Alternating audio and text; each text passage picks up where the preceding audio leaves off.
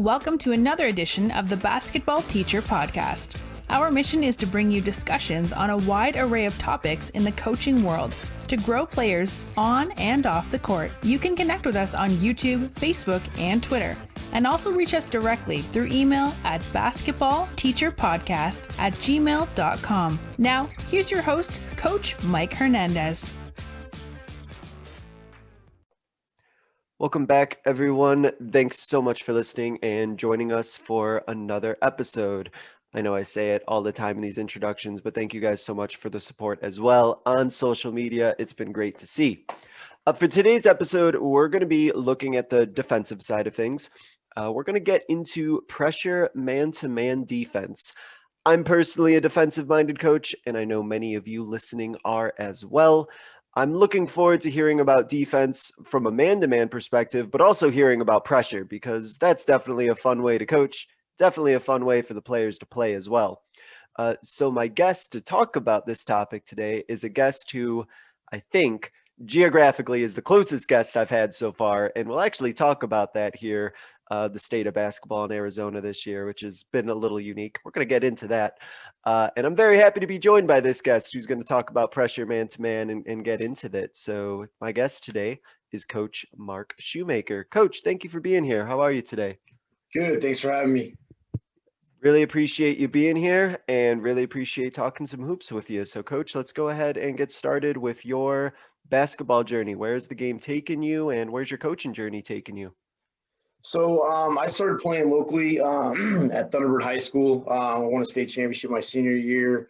And just, a little bit of backstory. I mean, I grew up with my mom. And so, my teammates and my coaches were pretty much my family growing up. Really was a way for me to kind of just bond with, some of my best friends. And, I just absolutely love the game.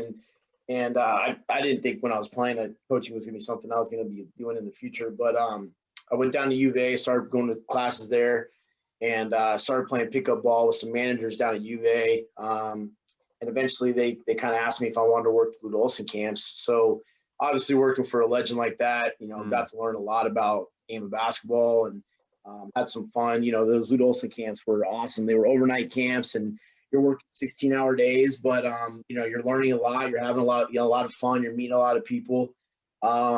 And so then I ended up meeting Coach Brian Peabody, and he had just gotten the job at Ironwood Ridge. So he was looking for a freshman coach, and I kind of talked to him a little bit, and he had me come over to the school, and I ended up being the freshman coach there for 7 years, which as a freshman coach, especially if you're aspiring to be a coach, varsity coach at some point, is a long time. But I kept learning, and I was like, I don't want to take a spot where I'm not learning anymore. And I just felt like it was the right time to stay there for, 7 years and continue to learn under him. And so I eventually moved back to Phoenix in about 2012, just closer to family and stuff. And I ended up working at Barry Goldwater for a year as an assistant with Jesus Flores, who's a great dude. He's an assistant over at Pinnacle now. And, was able to kind of get my roots back here in Phoenix. And then I got my first head coaching job at North Point Prep, which was a cool experience. It's a charter school, a small, very small school, but, again, you figure some stuff out quickly about, not everything's a big school level. And, you can attest to that. I mean, it's a lot different at a smaller school with limited resources versus a bigger school with a lot more kids. Yep. And then after that, I went to Coronado, where I was there for 3 years, which I absolutely loved my time there. Again, another step up, just more kids, different type of population for sure. But, my second year there, we were really successful. We ended up winning the first region championship, I think, in like 60 years there. And we ended up going to the state tournament up in Prescott. And I think we went to the the quarterfinals. We lost to Union Catholic in the quarterfinals, but just a really good experience. I learned a ton there. I could talk about Coronado for days. It was an experience that has helped me along the way. And then in 2017, I ended up getting the job at Desert Mountain, which I've been there for now. This is my 4th year. And I love it. It is absolutely phenomenal. It's a super competitive environment. We have a really good feeder program, which is nice because we don't, unlike a lot of schools, we're not looking for, open enrollments and recruits and all that kind of stuff. Sure. We pretty much are homegrown. We might have some kids that just randomly move in from out of town here and there. But for the most part, 95% of my roster has gone to, the middle school or elementary school nearby. So Yeah. it's been really cool. I'm enjoying every part of it. I gotta ask, because the experience that you've had with coaching freshmen for as long as you did, I know a lot of varsity coaches are really trying to get, the best staff that they can, and it could be a little bit of a challenge to kind of get some coaches to get excited about maybe coaching freshmen or even JV sometimes. So I wanted to ask you specifically, and maybe it'll give some head coaches out there listening some talking points that they can share to their staff. But what did you gain out of coaching freshmen? What was that experience like, and how did that really help shape you through those future head coaching jobs that you got? We were, I learned obviously the basics, a lot of strategy stuff. We were really good. And I actually had a student manager as my assistant for a couple of years who, it's funny. So he was a junior in high school and he was my assistant for a couple of years. After we graduated, he stayed as my assistant. The year I left, he took over the freshman job for 1 year, and then he moved up here. And he's been my assistant everywhere since. North Point, all 3 years at Coronado, and Desert Mountain. So Donald Herzer is an amazing assistant, yin and yanging it for the last 13 years, just unbelievable. But in terms of the freshman job, like I said, situational stuff, just kind of learning, how to, control a game and preparation. We were doing 2 days. We were running our freshman team as a varsity team. And it was cool. We were, Yeah. like I said, I was learning a lot. There's a lot more to running a program, though. When you become a varsity coach, there's a lot more things outside of what as a freshman coach. So, obviously those were learning curves I had to adjust to. But I think knowing the game and understanding how to coach the game at that level helped me prepare. So that way, when I did have those extra responsibilities as a varsity coach, I wasn't so overwhelmed. Yeah, you kind of get all the X's and O's and the basketball related stuff, and then you step into that head coaching position, then you're running a program Yeah. and all the things that entails, which is a whole nother set of responsibilities. Yeah, definitely. So as I mentioned in the beginning, you are coaching in Arizona like I am. And Arizona, for those listening, kind of went through a unique situation with COVID. So basically, our winter season was first postponed, and then in about middle of January, there was an executive board meeting, and the decision was made to actually cancel the entire winter sports season.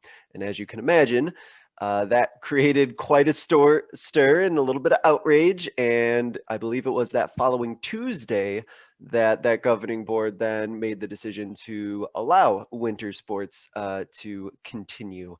And it's been a very interesting journey, especially here in the state of Arizona, of winter sports. So I wanted to ask you, Coach, as somebody who coaches in Arizona, what has this been like for your team? How have you kind of navigated this whole unprecedented situation and kind of kept your team sharp and kept your team focused throughout this whole pandemic season?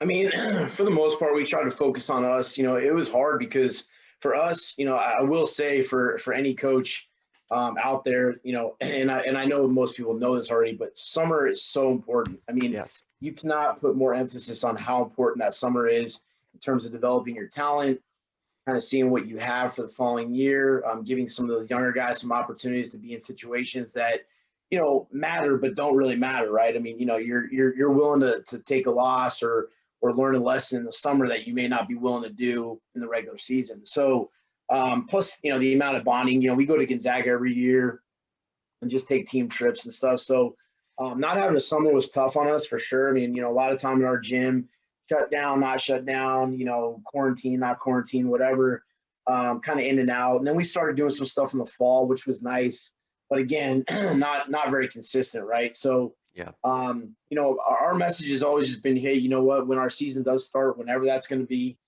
we weren't anticipating a straight up cancel at the time. is just, stay ready because, when it is, when we do start our season, I think we're going to have a special year and we want to be ready, right? I mean, we can only control what we can control. So then when they canceled the season that Friday, I mean, that was probably the toughest conversation I've ever had to have. Yeah. Going in, just like many coaches, tweeting about it and putting on social media that it's just like, you don't prepare in any of the years you've coached for, to say, hey, your season's canceled because of a pandemic, right? So I go in on Friday and I talk to them and like, listen, there's a lot of things brewing right now. We'll figure something out, just stay patient, just enjoy the weekend. Don't worry so much about all the stuff that's out of our control right now. I'm involved in some meetings and we'll kind of figure out what's going on. And, after the weekend had passed, I think they started to hear some rumblings that might be a reversal. So that was positive for them. And then, when we started back on that Tuesday, I mean, they were excited, they're kids, they want to play. And I was excited for them. And we're good with, with whatever modifications we have to have just so we can play. And I think that one of the things that was probably really beneficial was just staying together, kind of focusing on only the things that you and your guys can control, and kind of creating that environment where, everybody's bought in and everybody's, ready to do what they need to do. And it sounded like they were really easy. It was really easy for them to kind of pivot from like, all right, well, this is canceled, but we'll figure something out, to all of a sudden like, oh, okay, there's some excitement, there's some optimism. And then once it got restarted, like everybody stuck together and everybody was ready to get right on the court and get going. So I think keeping that kind of that family kind of together, for lack of a better term, was probably really helpful. Yeah, no, it was. Like I said, our kids are they're best friends. They've grown up together, which also helps in a situation like this. So there wasn't a lot of kids trying to leave for prep schools or fall into whatever else was out there. I mean, clubs were poaching and prep schools were poaching at the time, trying to use us as an advantage. And our kids were they were patient. They gave us some time, and they trusted me and the fact that I assumed things were going to work out for them in the best. I don't know. I just felt like they were going to have an opportunity to play at some point. And so, I'm glad everything worked out for them. Yeah. Keeping the faith. I like it. Exactly. So, the topic here, let's get into some pressure man-to-man defense. So let's start here from a more of a philosophical kind of viewpoint. What has led to you really, really liking pressure man-to-man, and have that be something you prefer maybe over, running other defenses? I just feel like in high school basketball, we like to have pressure, just because, I want other teams, high school kids making decisions, right? And I want them doing it when they're under distress. And plus, I feel like it helps our other defenders know what's coming. I feel like the rotations are much easier if everyone's on the same page, and if we, it kind of results back to the reps that they've gone through in practice, right? So if I'm a backside defender and I know that you're pressuring the ball, forcing baseline, sideline, which is kind of our philosophy, then I know where my next step is. So I'm not having to think as much, even though it people think that you might have to think a lot. You really aren't. You're really just focusing on, if the ball goes there, I'm rotating here. If the ball gets over here, then I might have to rotate out. But it becomes a lot more instincts. And like I said, I think the biggest thing, I was listening to a few of your other podcasts recently, and one guy was saying the same thing. Like in high school, one of the biggest things is just being there, right? And Sure.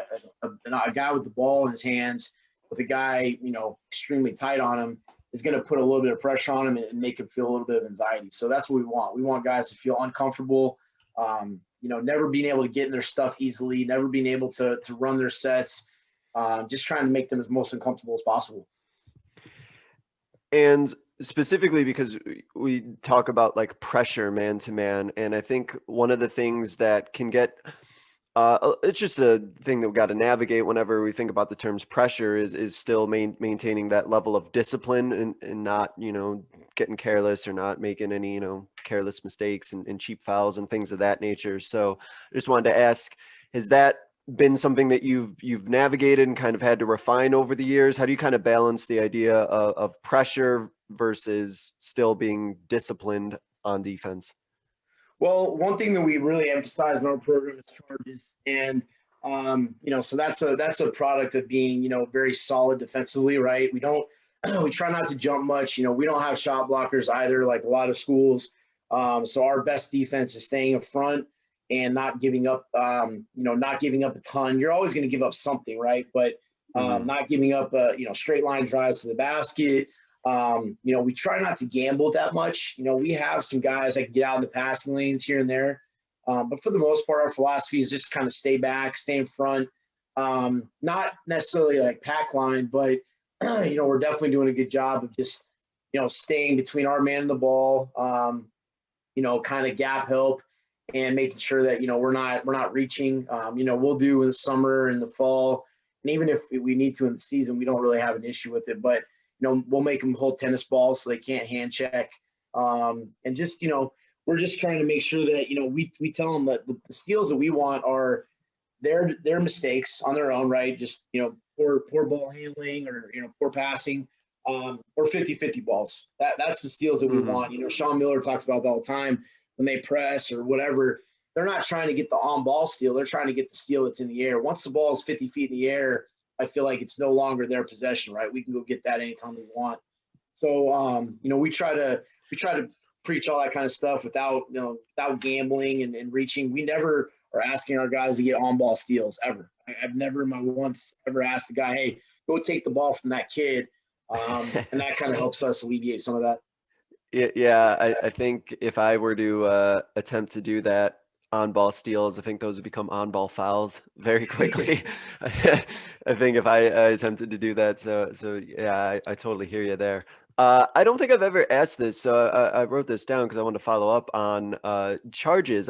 The art of, I think, coaching how to take a charge. What's that process like? How do you get your players to not only be able to make sure that they're in the position correctly to make a charge, but also mentally to like know, okay, this is my opportunity to try and get one of those? Definitely in practice, we tell them, this is where the areas are that we want to take charges. We track it. We have records for it. We give out gift cards if they take it's a reward system. We're focused on it. We talk about it all the time.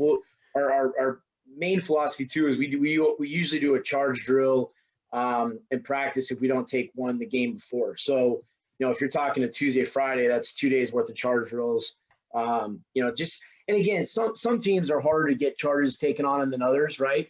Depending on how they play. But, I still think the emphasis is there. And, we have a lot of kids that buy into it. Not 12 guys. You're not going to get every guy on your roster to be a quote unquote charge guy, but you'll get about 3 or 4 that are really bought into that. We had a kid, Ethan Mikowski, a couple of years ago that, he was all over the place just trying to take him because he wanted the record. And so you find some way to motivate him, but he wanted that single season record, which I think was like 21 or something. It was insane. And he was finding different guys to just try to, get in front of and rotate over. And sometimes he would over rotate. And I'm like, okay, this is getting a little out of hand, but he was focused on it. And that ended up being really big for us.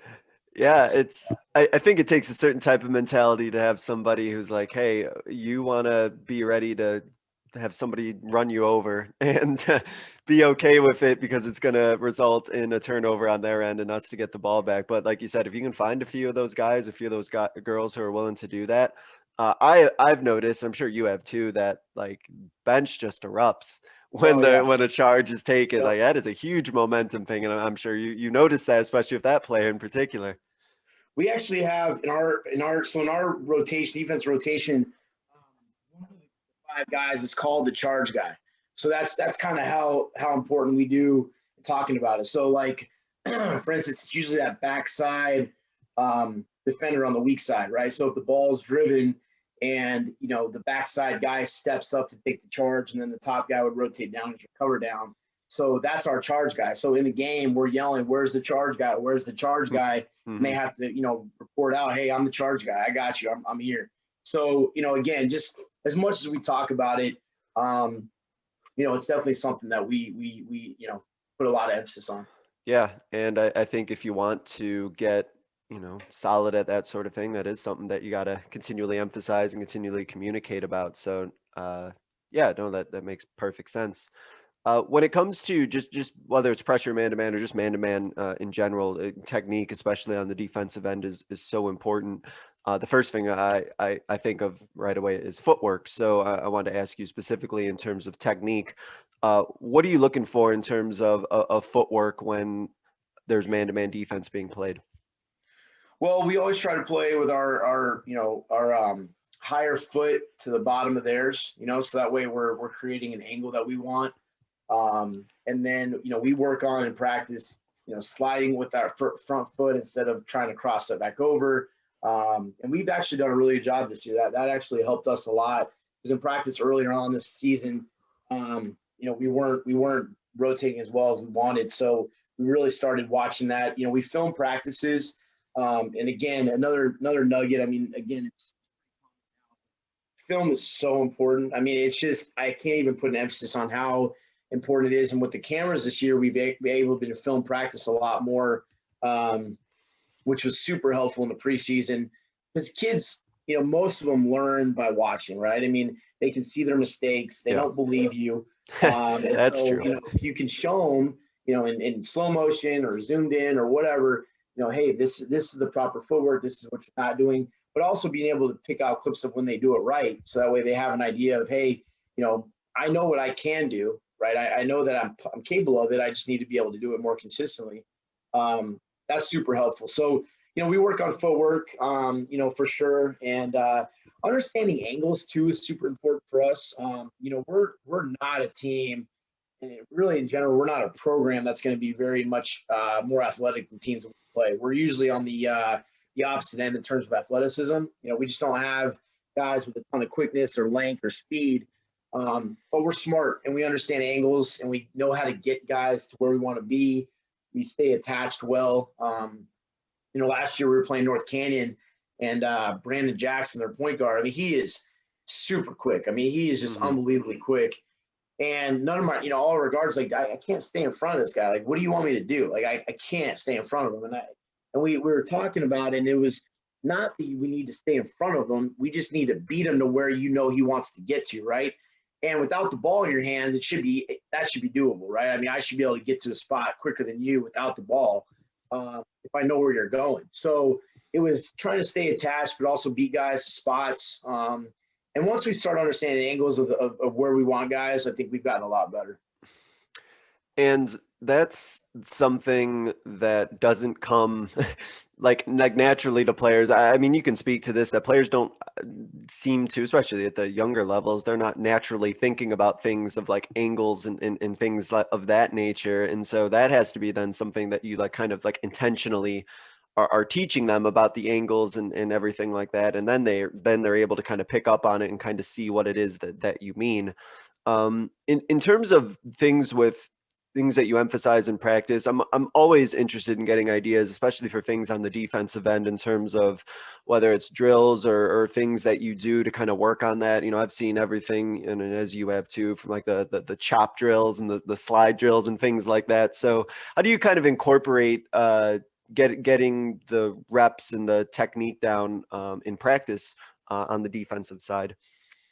I mean, a lot of it just starts with shell, and then we kind of work our way out. We do a good job earlier in the season, especially of stopping it when it's not quote unquote perfect, right? I mean, we're trying to, make sure that we have a solid understanding of how we want things. We'll do individual stuff, a lot more footwork and that kind of stuff in the summer and the fall. And during the season, there's just not enough time. So, we'll do our specific warm-ups, getting their feet going. But in the end of the day, that stuff has been done a lot more in the off season. And so, but in terms of defensive philosophy, I mean, we're looking for 3 stops in a row and kills and, all the stuff that is pretty common right now in terms of just, understanding what we want to do defensively. And, like I said, too, it really results back to the fact that we watch so much film on it. Every game, I'll put up 5 or 6, good and bad defensive clips of, how we did a good job of this and how we could be better. And, it seems to work for the group that we have. And, we really put an emphasis on. And when you mentioned this earlier too, when you're doing pressure man to man and you're trying to get up on there's going to be things that happen. Players are going to get, blown by from time to time, or there's going to be mistakes that are made because that's just kind of how it works. When you are looking at film, or when you and your team are looking at film, how do you kind of judge or talk to your team about, okay, this was a ineffective defensive play that we just had, or your defensive positioning was wrong, versus like, hey, I can live with this because things like this are going to happen? How do you kind of balance between deciding like what is what on the defensive side? I mean, we just like the offensive side with in terms of shot selection, we pretty much go with the Cold Stone philosophy of like it, love it, gotta have it, or hate it. We've added a hate it. So, like an absolute straight line drive to the rim with no help. I hate it. Similar to a guy that I was listening to on your podcast a few months ago, we don't leave ball side corner ever on the drive. Absolutely hate it. Guy gets on the wing and attacks, ball side corner, bluffs and stays home. We're never giving up that 5-foot pass to the corner for an easy three. That's absolutely out of the question. But there's times where guys were late, or Tuesday we were really having to focus on fronting the post guy.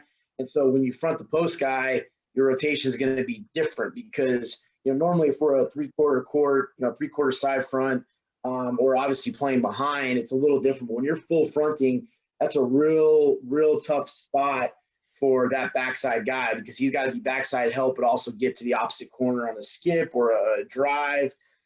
So, things are going to break down, and if we're changing the way we're doing some stuff or making some adjustments based on who we're playing, you're going to give up some of those things. But in the end of the day, I mean, like I said, we kind of grade each possession, or, a few of them that I put up, and we'll talk about, why this is okay, why this wasn't, and like you said, I mean, listen, basketball's the most perfect game ever. I mean, that's the whole point.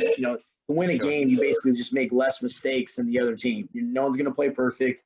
We're never going to hold a team to zero. But we have little thresholds. We try to do single digit quarters if we can. Obviously the conference we play in is super hard. But we have little things that we focus on. Try to win the rebounding battle as much as we can.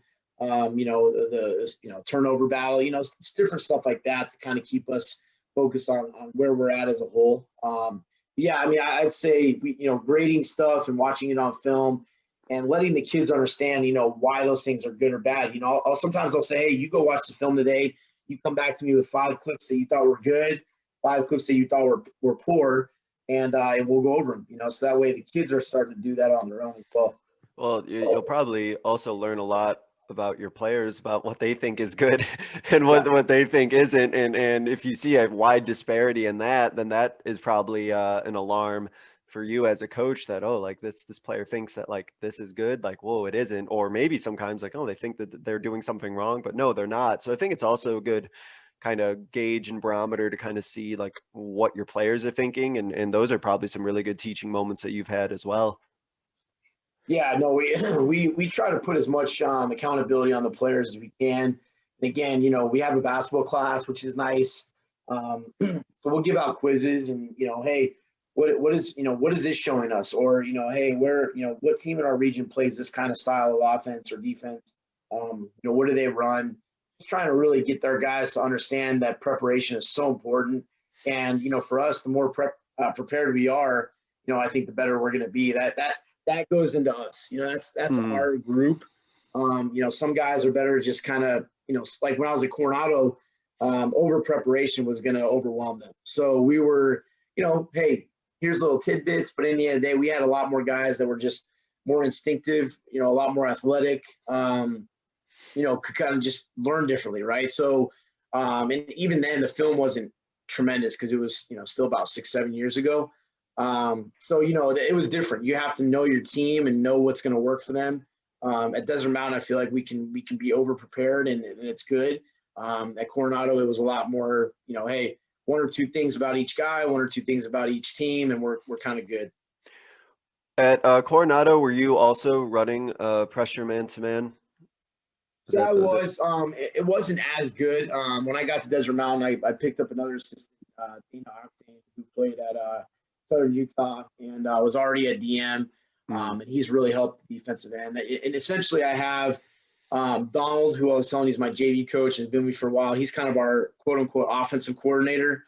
And then I have Dana as my quote unquote defensive coordinator. And then, just like football, kind of pick on both sides. But, I think it's nice because it allows those guys to focus on that side of the ball pretty much. Sure. And, I can kind of oversee it all and kind of, align with what's going on.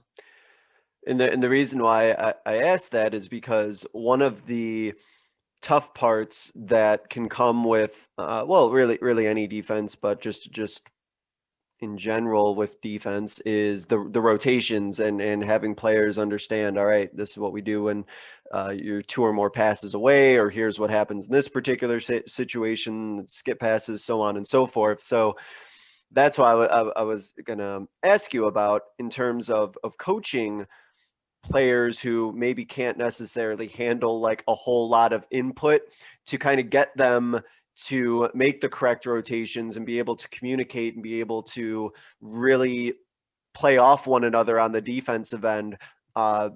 You made it sound like it might have been a little bit of a challenge at Coronado to do that, and it's been able to kind of be worked a little bit more effectively now.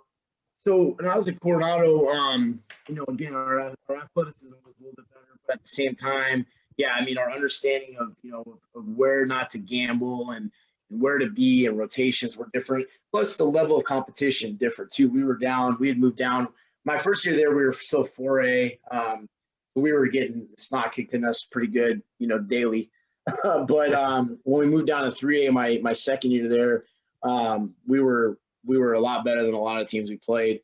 And honestly, we pressed a lot, and that kind of helped alleviate some of the half-court possessions, because since we pressed so much, we didn't have to stay in a half-court as often, which is good for us. I had 2 really good guards that were super quick, got to the rim well, a really good shooter, and a couple serviceable bigs. And we just, we pressed a lot. And, we, like I said, with our competition too, pressing at the 3A level is a lot different than pressing at the 5 or 6A level. So, that was a change as well. Yeah, and I think that if you just have something that suits your players and something that you can just maximize the returns on, and because as we talked about, sometimes it's just players can't handle all these different reads or all these different inputs of information that they have to handle. So put them in a position to be successful, and I think that everyone will be a lot happier too, if you just put them in a position where they're going to do well and maximize who you got on the floor and their personnel. So, yeah, I totally understand that. Now, how do you balance having your man-to-man in that pressure and your go-to versus needing to make adjustments to go into anything else? Are there times when you're going to drop into a zone where you're going to have different looks? How do you kind of play that chess match on the sidelines? We do make adjustments, even if it's not man in the zone. I think there's still a lot of adjustments you can make just in man in general, right? I mean, like I said, we were playing the Catalina Foothills on Tuesday with a 7-foot big. It was really good. So we started off full fronting, and then they were knocking down a ton of shots. And then we started playing behind a little bit and just kind of letting him do his thing and seeing if we can stop some of the open threes that we were giving up. And then you have, like on Thursday, we're playing Castile, and, they were just beating us right off the spot, right to the rim, getting easy looks. So we adjusted kind of our angles in terms of how we want to guard some of their ball screens and their dribble handoffs and stuff. So I really think that there's a lot of adjustments you can make just even in your man-to-man in terms of some things you're maybe giving up. We do go zone. I don't know, and this is really on me. We struggle so much offensively when we play zone because it really just lowers the tempo that we go at. And our guys just have a mental block that when we're playing zone, it's going to be a 20-20 game, and it's not. And so it just kind of it's tough for us to do it, but we do pick our spots to do it, a possession or two. I mean, obviously, if there's a team that we just know doesn't shoot well from the perimeter or really is going to have a hard time, we're going to have a hard time keeping them out of the middle. we will go zone. Out of a timeout, it's a great opportunity to go zone. Yep.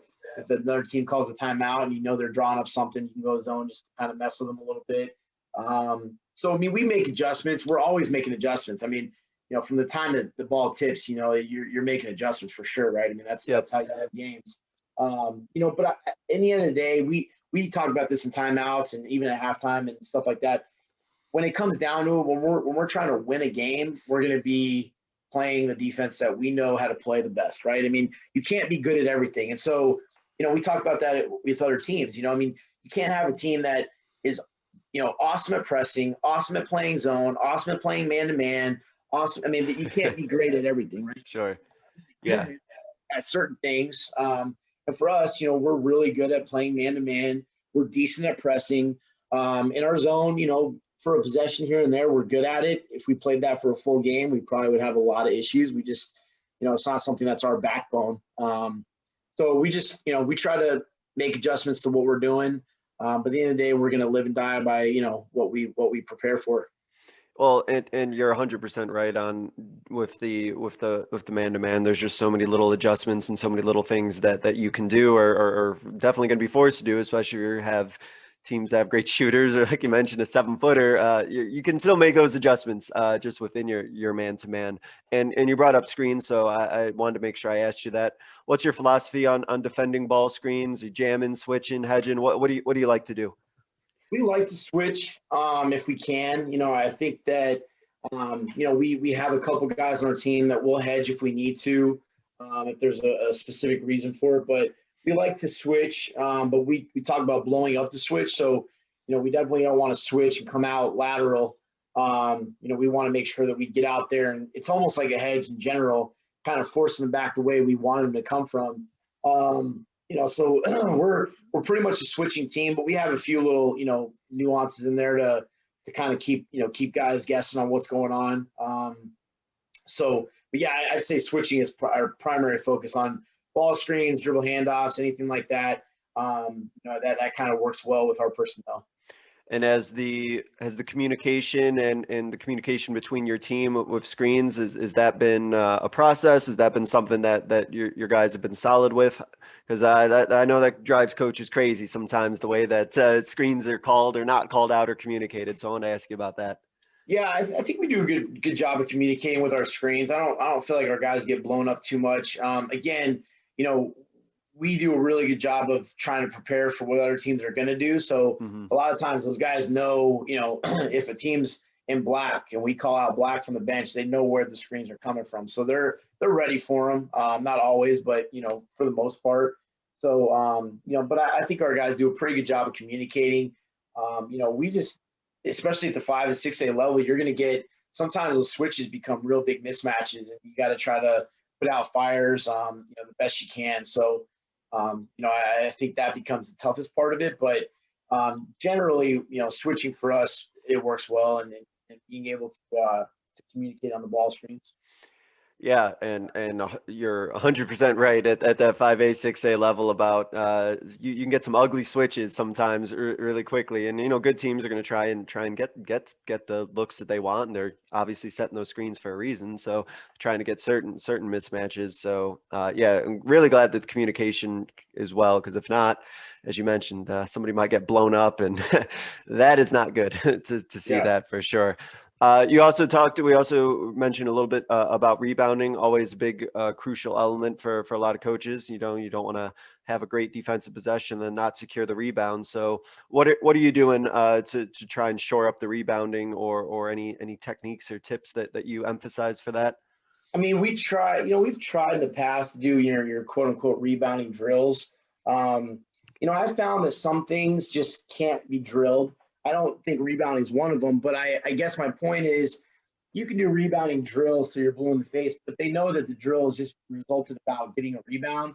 They're going to – they can cheat other things, right? And so they're just focused on the result of the drill. So rebounding for us is something that we just talk about, we emphasize. Again, teaching. So, we're trying to – a big that's on the block, we're not really trying to box him out. We're trying to box him down, right? Trying to get him below the backboard. If I'm a guard and he's a big, I'm going to try to attack his hips, low and try to get him out of the play. We've talked about this a million times.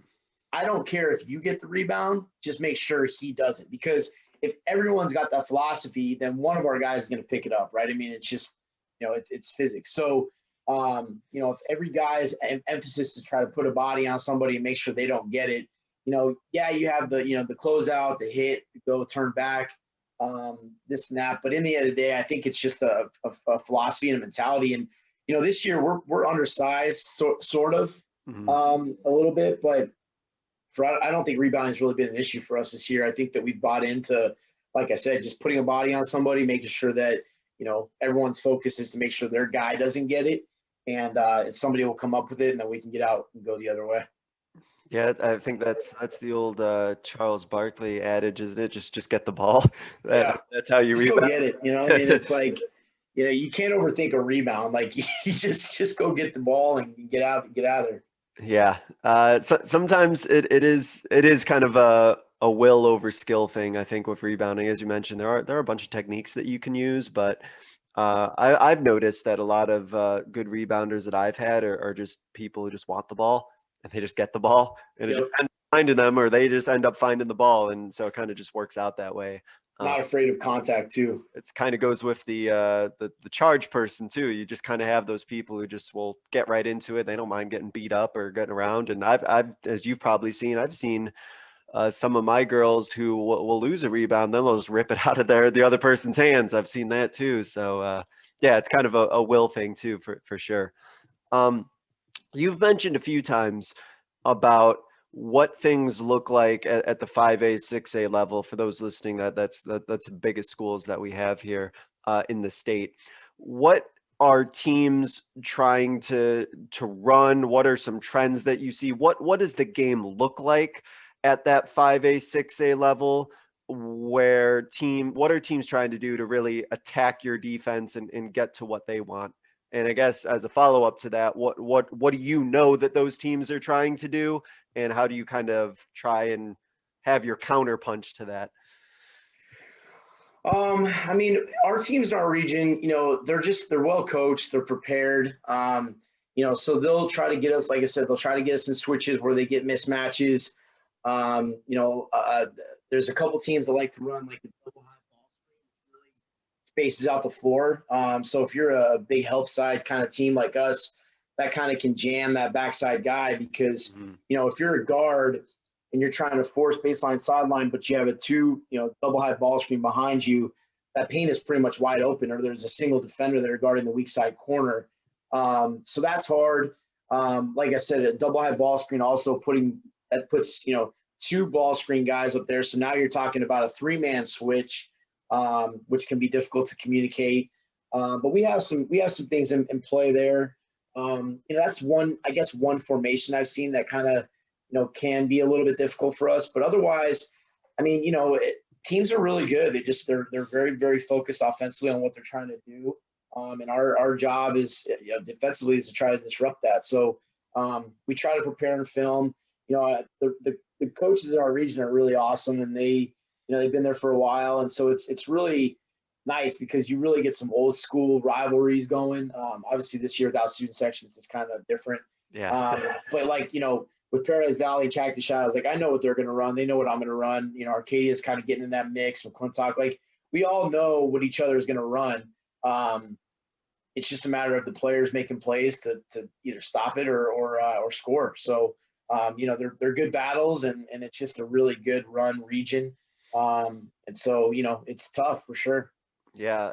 And it's really interesting when you get these really well coached teams who they have like a certain philosophy, or they have a certain play style, and everybody knows it, but they're so well coached that doesn't really mean anything just because you know it, because you might know what they're doing, but they do it so well that it's still hard to play against, or still hard to plan against. And I think that's really cool. And yeah, the rivalry stuff is really fun, and it must be weird without a student section. I didn't really think about that, but some of these like rivalry games, you try to get the players all juiced up and everything, and then there's no students, there's no fans. So that's interesting. So let me ask about about closeout techniques, closing out on shooters. What are some things you might be emphasizing or looking for? What does a good closeout look to you? We chop our feet, we get our hands low to high, high to wide. We're trying to obviously contest the shot, but we're forcing baseline sideline. So we try to jam them in that corner, on a baseline closeout. We're trying to jam in that corner, not let them out. We'll talk about that, getting on the high side, and then, the ball handler tries to dribble, not letting them out of that corner. We call it that coffin corner, kind of in that corner by the sideline, the baseline. And so, that's a typical closeout. We kind of experimented a little bit. And if we had a summer about, maybe even a flyby, I don't love it, but, I know that it's become a lot more important because, 3-point shooters catch and shoot is pretty easy. A lot of kids, that's what the first thing they do when they walk in the gym, right? Catch and shoot threes. But then it makes them put the ball on the floor, either attack or sidestep or whatever. So a flyby is something that's curiosity to me, but we haven't actually implemented that. That might be something we experiment with down the road. I have not seen much of that myself. I'd actually be really interested to see what that kind of looks like in terms of like the metrics and everything about doing that. But maybe that is just enough to kind of get a player off their line or off balance a little bit to do that. That's interesting. Go ahead. Coach Musselman over at Arkansas has been doing that, and he had a video that I saw where they were teaching the flyby, but then also jumping back in the play. But they practiced jumping back in the play without fouling, right? So they literally fly by, the guy gets ready to shoot, and then he's back in the play trying to contest it again. Again, interesting philosophy. It's not ours yet, but like I said, I'm always willing to learn, and I think that changing things up, when it fits your personnel is good, and never staying, too stubborn to say, hey, this might be better for a group coming up or down the road or something like that too. So. Yeah, and I think it just goes with, you acquire that knowledge, you kind of acquire that skill set, and you might not use it for years, but then all of a sudden you might have a team where you're like, this might work. And then, you pull it out of the file cabinet and see what happens. And maybe that's something that you want to try. I'd be interested in learning about it myself. I can picture it sort of, but I'd really be interested to see what that looks like in practice. So I wrote it down here, Coach Musselman. So I'll have my own homework that I got to do now and research. So with having the pressure and getting up there in the man-to-man, I know that, coaches love to get turnovers, and then they want their players to get turnovers and whatever it is that they can do to get the ball back in their hand. But as we mentioned before, you want to have a certain level of discipline and not picking up fouls. So when your defense is running at its best and its most efficient, when you're getting those turnovers, where are they coming from? Are they coming from that coffin corner? Are they coming from just tipping up those 50-50 balls or those skip passes that you get in the air? Where are you getting those looks to get out and transition on defense? Yeah, I'd say the biggest turnovers we're looking for is a baseline drive where our backside defender will come up and double along the baseline there, and then it's a skip out. So obviously it leaves that second backside defender on an island to pick between the corner or the wing. But usually that's a skip pass that we can steal and go the other way. I'd say another turnover that we get a lot is like I said, by switching. So if teams aren't prepared and we're switching that ball screen and we jump out and really blow it up quickly, it's hard to keep the ball in your hands when a defender just jumps out of nowhere and is right there. And then I'd say the third one is sort of a straight line drive. We're okay with a drive from the wing towards the block because we have our backside defender coming over. So usually what happens is a guy from the wing will drive and he'll see that backside guy come over, and so he'll try to throw it to the opposite corner. And our cover down guy is supposed to be trending in that direction. That's usually a steal as well. If a guy doesn't come to 2 feet or doesn't anticipate that guy's going to be there. So that's kind of where our steals are coming from is, like I said, though, quote unquote 50-50 balls. We're making them have to really pass the ball from one side to the other. Because we don't want on ball steals. We're not trying to hand check and reach and all that. It's just going to lead to big trouble. So that's not where our turnovers come from. It's definitely making them have to make decisions off of a skip or a drive with an overhelp or something like that. Yeah, I always love those like tip balls or anything that gets up in the air. I think you even mentioned it before that when it's up in the air, it's, nobody has it at that point. Like if it's kind of going up there and just anticipating, really get a tip or a deflection. But yeah, as we mentioned before, those reach in fouls. Nothing kind of drives me crazier. Well, that's not true. I think fouls 90 feet away from the basket too, but those cheap reaching fouls, I'm like, oh man, like what are we doing? Why are we just slapping at them? Yeah, Sort of thing. we've talked about that too. Like, we had a guy get in foul trouble a couple weeks ago, and he's a guy that doesn't typically do that, and so he had to play differently. And I said, listen, it's the not you attempting to take a charge. That's not the foul that we're worried about. It's not a hand check with a guy driving. It's the offensive rebound out of a free throw that you can't get, so you climb the guy's back. That's not a good foul. Or like you said, they get a rebound, and all of a sudden we have two guys trying to hawk the ball. I mean, you're 90 feet from the rim. What are you going to get there? What's the 5% chance you get an on-ball steal versus the 95% chance that you either pick up a foul or they get the ball ahead and now we're 2-man down, So, our transition defense really goes into that. I know we didn't talk a ton about it, but our transition defense has to be good if we want our 5-on-5 half-court defense to be good, right? You have to get back. We want to play 5-on-5 as much as we can. In order to do that, we start with our transition, which is our paint problem man philosophy.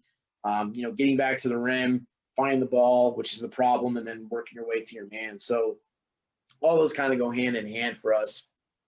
Well, and as we just mentioned, you can't do that. You can't set up in what you want to get into if you still have guys, fighting for the ball all the way on the opposite end of the court. Like you need them to get back, you need them to set up, and you need them to get right into what you want to get into, especially in the half court. And I think you mentioned earlier too, but I want you to speak on it. You're not really much of a pressing team. You don't like to press a lot, or you just kind of throw it in occasionally. I want you to kind of clarify that and that philosophy you have. So we pressed a lot more when I was in Coronado. The last few years we haven't done it a ton, although this year, coincidentally, we have done it a lot more. We sprinkle in a few different presses. We have a diamond and one that we like. We have a 2-2-1. We have a 1-2-2. This team has been different. The last few years, we've had a really good post player. So that, we wanted to play in a 5-on-5, kind of not slow down, but we wanted to get the ball to him in the post. That was kind of our best deal. And so this year we're a lot more guard heavy. Pretty much, you can say positionless, but in the end of the day, we have a lot of guards that can do a lot of things and need the ball in their hands to do those things. So pressing at times has helped us this year a lot more than the last couple of years. But I definitely love it. I just, like I said, for me, it's about making sure that it fits your personnel, right? You can't be stubborn. You got to be willing to adapt and change when it's necessary. Yeah. And how has the process been, I guess having, even if you're diamond one or whatever press that you're running, how quickly are your guys able to just fall right into what they need to, into the man-to-man in the half court? Does it get ugly sometimes when I guess all press breaks can get a little ugly. Presses can get blown up a little bit. But in general, how is the transition been between just going from your diamond and one and then, it gets broken. All right, we're right back into man-to-man. No problem. We're right into what we need to be into.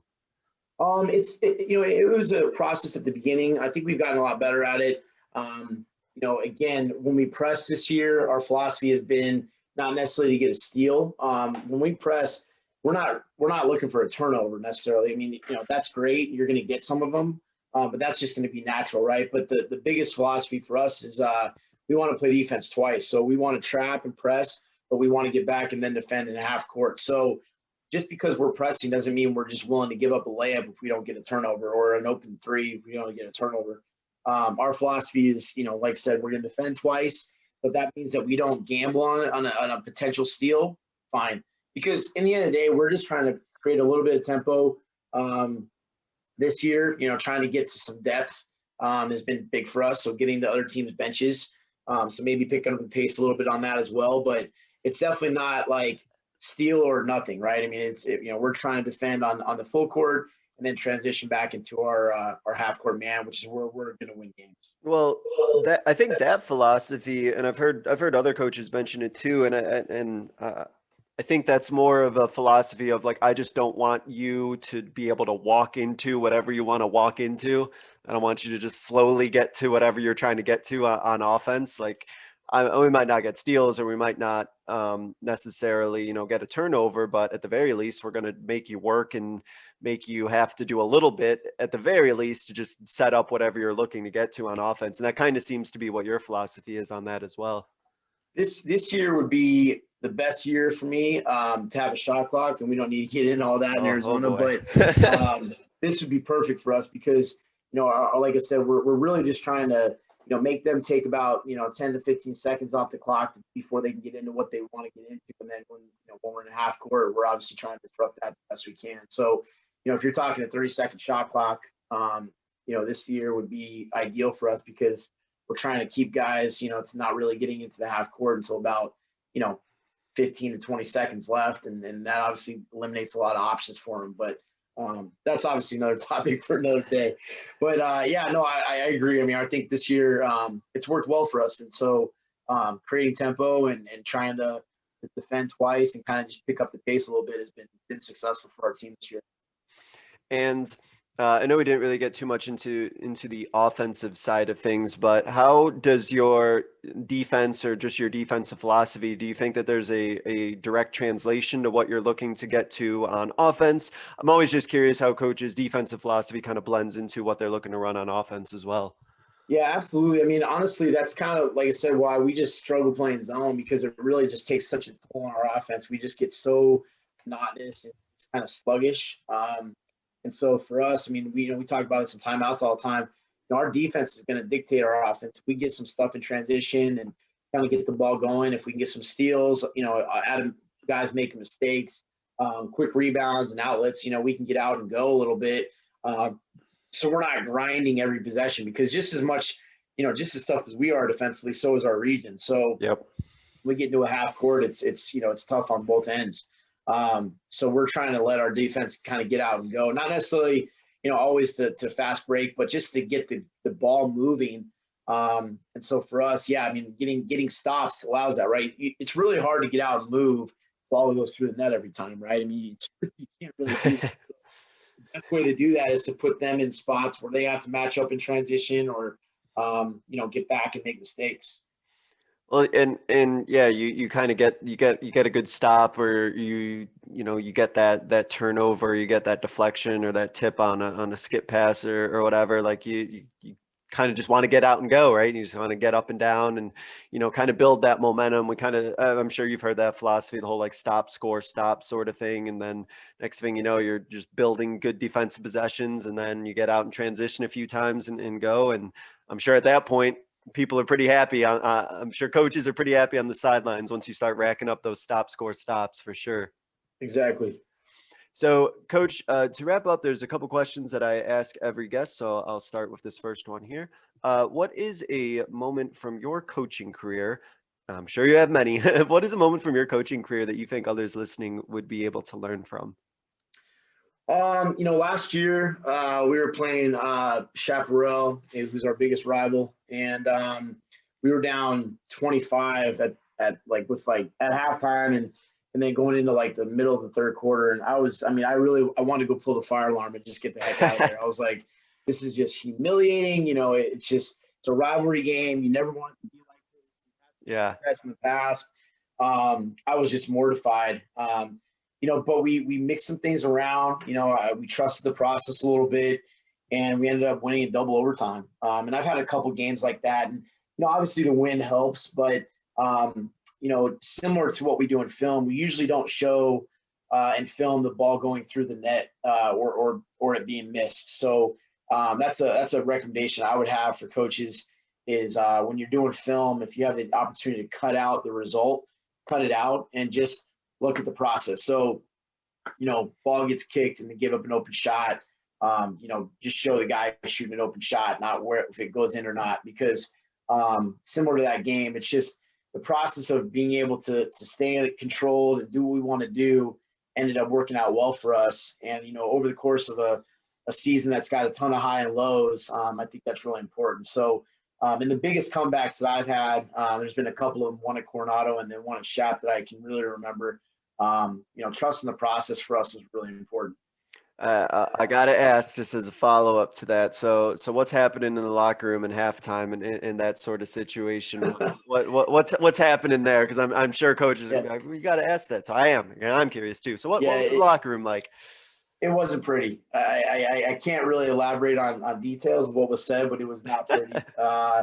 We had a nice, and everyone wants to know the details of that. That's something that we're just going to keep close to our chest. But I challenged the guys to step up and come out with a little bit of different fire in the second half, and we did, and we had a huge win. So it was cool.